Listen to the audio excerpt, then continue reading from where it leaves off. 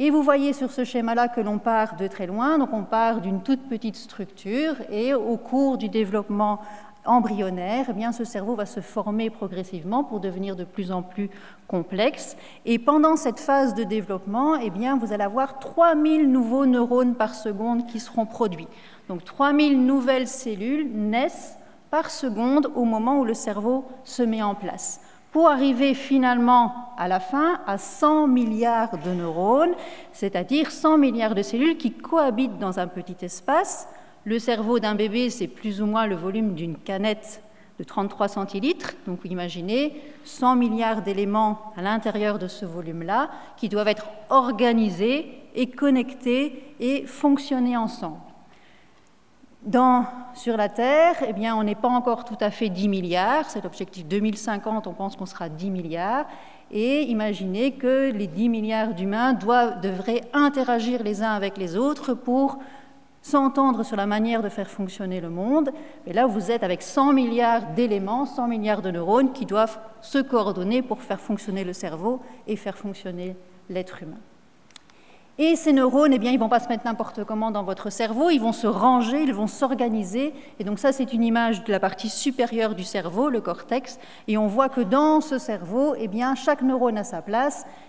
Un type de neurone est à un endroit particulier, un autre type à un autre endroit, et tout ça est parfaitement défini, c'est-à-dire que je peux regarder le cerveau de n'importe qui ici dans cette salle, je vais retrouver cette structure très précise, donc tout ça est très bien rangé et très bien structuré. Et tout ça va se mettre en place au cours du développement. Alors comment ça se met en place au cours du développement? Ça, on n'a pas encore des images précises, mais pour que vous ayez une idée de ce qui se passe au cours du développement, ce que je vous ai mis ici, c'est le développement d'une drosophile, donc d'une mouche. C'est beaucoup plus petit et ce n'est pas le cerveau, c'est l'ensemble des cellules.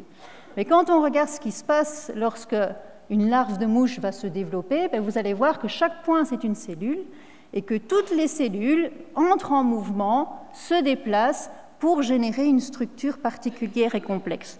Et donc, on est là dans un ballet extrêmement organisé, extrêmement prédéfini, et donc chaque cellule va avoir dans son programme génétique l'information qui lui dit où aller, quand aller et comment s'organiser.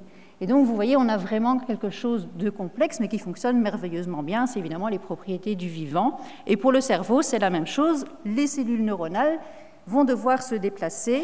Et donc, vous avez ici, à beaucoup plus petite échelle, on peut suivre les neurones qui se déplacent dans le cerveau. On sait le faire pour une dizaine de neurones à la fois, on ne sait pas le faire pour nos 100 milliards de neurones qui vont se mettre en place.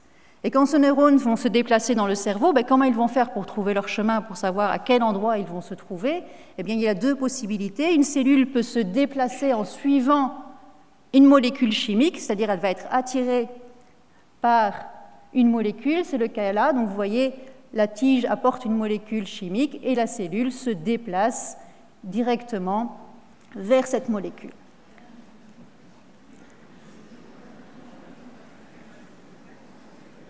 Et donc la cellule individuelle et le neurone individuel a déjà ces propriétés du vivant de pouvoir détecter son environnement et de pouvoir se mouvoir, se déplacer dans un environnement en fonction de celui-ci. Une autre façon de se déplacer est de suivre des lignes, de suivre des guides. Et donc, vous avez ici des exemples de cellules qui se déplacent le long de guides.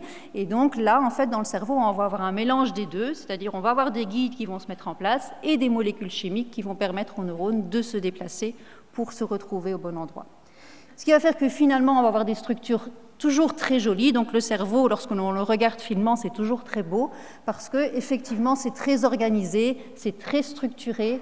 Chaque couleur représente un neurone qui est placé à un endroit particulier et vous voyez que ces neurones sont particulièrement bien rangés dans cette région. La même chose ici, vous voyez qu'il y a des organisations très précises et donc on fait beaucoup maintenant de planches d'art à partir des structures cérébrales parce qu'effectivement, ces structures sont importantes. Et toute cette structure va être mise en place pendant le développement embryonnaire, c'est-à-dire qu'elle va dépendre des gènes, elle va dépendre de ce qu'il y a sur nos chromosomes. Et donc là, on n'est pas dans ce que l'éducation peut faire, on est dans le patrimoine génétique qui vient de l'évolution, donc toute la chaîne d'évolution a mené à ce que notre cerveau soit ce qu'il est à la naissance, c'est-à-dire contenant 100 milliards de neurones, placés au bon endroit et connectés convenablement.